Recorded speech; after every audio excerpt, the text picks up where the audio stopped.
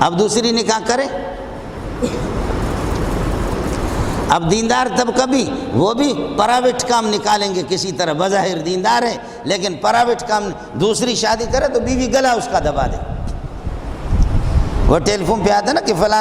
فلان چیز حاصل کرنے کے لیے فلانا بٹن دبا دے، فلان کے لیے 2 نمبر دبا دے، فلان کے لیے 3 نمبر دبا دے، تو میں ساتھیوں سے کہتا ہوں دوسری شادی کے لیے پہلی بیوی کا گلا دبا دے،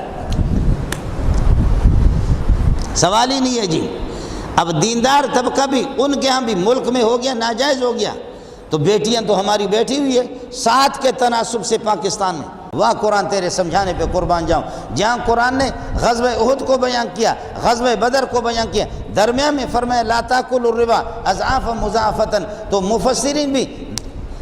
یہ کہ اپنا سر پکڑ کر کے حیران بیٹھ جاتے کہ کیا ہو گیا، ادھر سے غزوہ بدر ہے، ادھر سے غزوہ احد ہے، درمیان میں میرا رب کہتا ہے سود نہ کھاؤ۔ تو مفسر بھی کہتا ہے، کہتے ہیں سود خوار بڑا بے حیا ہوتا ہے،